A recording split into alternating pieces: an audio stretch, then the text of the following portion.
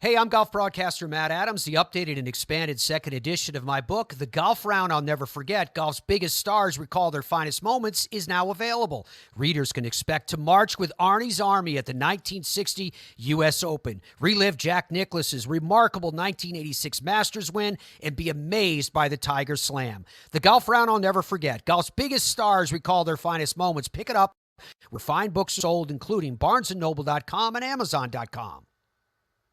This podcast is part of the Sports History Network, your headquarters for the yesteryear of your favorite sport. You can learn more at sportshistorynetwork.com. Now, live and direct from the press box at Old Comiskey Park, it's time for When Football Was Football. Let's join your host, Joe Ziemba, with another forgotten tale from Chicago's pro football history. Let's go! Thank you for that warm introduction and welcome to this episode of When Football Was Football here on the Sports History Network. I'm your host, Joe Ziemba. As usual during the staging of the Summer Olympics, numerous stars are born, discovered, and revered forever, based on their gold medal winning performances. Worldwide coverage of the numerous events is eagerly followed by millions, and many of the champions quickly become household names. Recognition, riches, and honor quickly follow, although not necessarily in that order. But did you know that a member of the Chicago Cardinals football team was once an Olympic gold medal winner? Of course, you might think that this would certainly be the great Jim Thorpe, a Cardinal for just one game in 1928, since he won the gold medal in both the decathlon and the pentathlon in the 1912 Stockholm Olympics. But that would be too obvious. Later, halfback sprinter Ollie Matson of the Cardinals grabbed both bronze and silver medals while representing the United States during the 1952 Olympics in Helsinki. So, lots of well-deserved medals for Ollie, but no gold. Yet there was one other Cardinal who achieved Olympic fame when he won the gold medal in the decathlon at the 1932 Los Angeles Olympics. Thousands cheered him. Knute Rockne once called him the greatest, but very few today have ever heard his name. So let us introduce James Aloysius Bausch from the University of Kansas, where he was known as Jarring Jim for his crushing runs from the fullback position. As a great all-round athlete, Bausch was also a star in basketball and track for the Jayhawks. His story is equal parts glorifying and heartbreaking, but deserves to be shared even as the years have obscured his remarkable accomplishment. Born in Marion, South Dakota in 1906, Bausch initially spent a year at what is now known as Wichita State before transferring to Kansas. As a sophomore fullback for the Jayhawks in 1929, Bausch helped his club to a 4-4 record and was named to the first team All-Conference Honor Squad. The Wichita Beacon described Bausch as the Kansas battering ram, who has been largely responsible for the Jayhawks' success. Bausch was such a tireless and relentless ball carrier that the Kansas City Star lightheartedly described his gridiron activity during a game against Nebraska. It said, "The ball had been given to Bausch all afternoon. It was Bausch, Bausch, Bausch when Kansas had the ball. It was Bausch through the line, off the tackle, around the end. It was Bausch back to pass. It was Bausch so often that when someone else carried the ball, the experts in the press box asked the informant to verify. They asked, 'Are you sure it wasn't Bausch?'" Well, during his junior campaign in 1930, Bausch and his club captured the Big Six conference title with a 6-2 mark, and Bausch topped all scores with 48 points. Once again, he was selected for the All-Conference first team and received several All-American honors. Legendary Notre Dame coach Knute Rockne was impressed by Bausch and called him the greatest football player I ever saw. However, ever since his transfer from Wichita to Kansas, there had been whispers that Bausch was working part-time as a life insurance salesman, a position that Bausch fully admitted and which was not illegal. But the other conference members insisted that his $75 per month retainer was provided without his work. In other words, this was very likely how Kansas was able to entice Bosch to transfer from Wichita well before generous financial aid was permissible. In 1930, the conference members insisted that Kansas suspend Bosch for his employment situation, but Kansas refused until the university was threatened with expulsion from the Big Six. After Bosch completed his junior season, Kansas weakened at the prospect of being without a conference in the immediate future and finally caved in to the demands and declared Bosch ineligible. That's not a problem, said Bosch, who had already secured a spot on the revered East-West All-Star Game roster, thus voluntarily forfeiting any future collegiate eligibility. The loss of Bosch was a blow to the athletic department at Kansas, moaned the Wichita Eagle, which said, Jim Bosch was sacrificed on the altar of purification of athletics. And all is quiet on the Big Six battlefront. Bosch, of course, was just the game the Big Six was gunning for. He was too good for the rest of the coaches, and they couldn't sleep while he was in athletic existence. True, Big Jim got to serve out his football time, but he gave KU a track championship last spring, and oh, how he will be missed next April. Instead of representing Kansas in the spring of 1931, Bosch joined the Kansas City Athletic Club and entered his very first decathlon at the Kansas Relays. Surprisingly, except to Bosch that is, he won the grueling event and established a new meet record. Typically, the decathlon included 10 separate track and field events, stretching the limitations of the competing participants over a 2-day period. By the following year, Bosch was recognized as one of the country's most talented athletes and accepted an invitation to try out for the U.S. Olympic decathlon team during trials held on June 24th and 25th of 1932 at Northwestern University in Evanston, Illinois. After trailing following the first 5 events, Bosch rebounded and captured first place to grab one of the 3 spots on the U.S. decathlon team. It was now on to Los Angeles for the 1932 Olympic Games, where the favorites in the decathlon will be Finland's Achilles Järvinen and Paavo Jorla, the defending gold medalist in the event. Although considered a newcomer to the sport, Bosch exuded confidence when asked about his chances in Los Angeles by the Kansas City Star. Bosch said, "I'll win the decathlon, and what's more, I'll break the record." But things did not go well for Bosch on August 5, 1932, the first day of the Olympic decathlon competition. Bosch fell to 5th place in the field after beginning with a 10th place finish in the 100-meter dash, 5th place in the broad jump, 6th in the high jump, 1st in the shot put, and 10th in the 400-meter run. Perhaps recalling his distasteful ouster by the Big Six Conference Moguls during the 1930 football season, and inspired Bosch also knew that his strongest events would take place on the second day of the decathlon competition. The first event of the day, the 110-meter hurdles, went better than expected as Bosch moved into 3rd place overall with a 6th place finish in the hurdles. 6 events down, 4 to go. And that is when Big Jim Bosch continued his comeback. There was still a chance for a victory if Bosch could score highly in the remaining 4 events.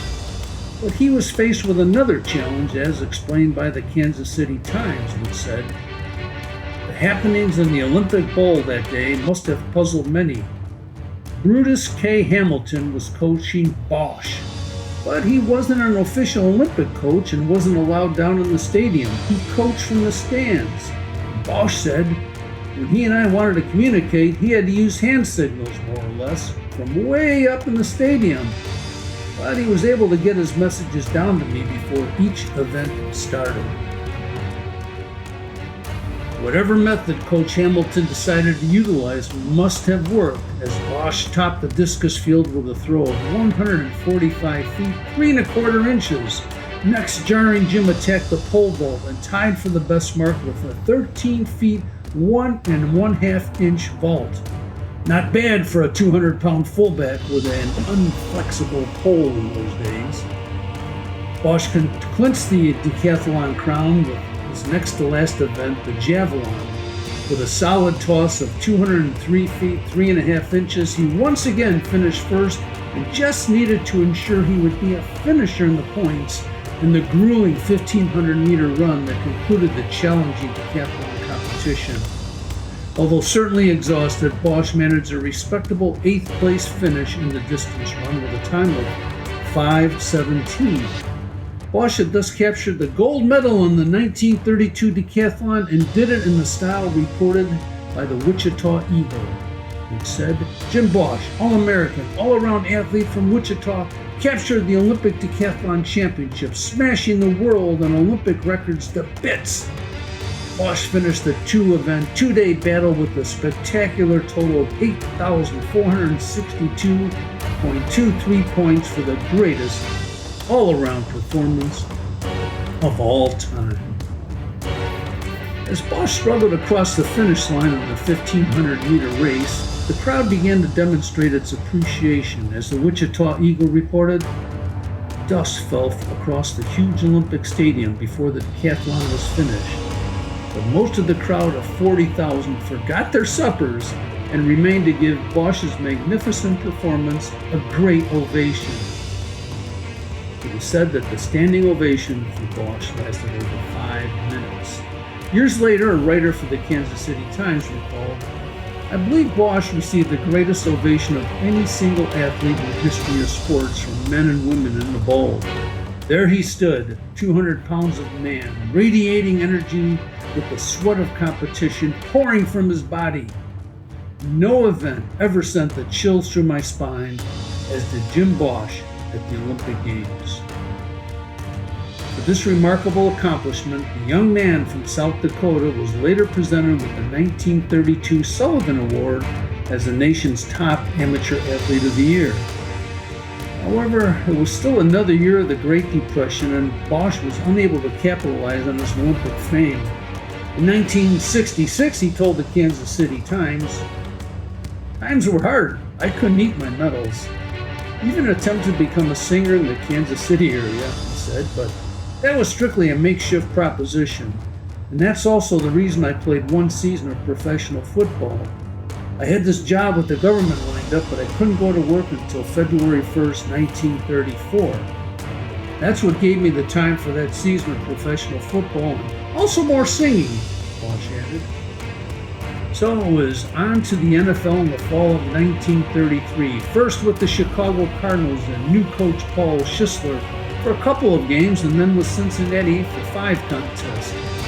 After his signing with the Cardinals on August 15, 1933, the Chicago Tribune noted that Bosch appears certain of a roster berth because of his driving power and all-around ability.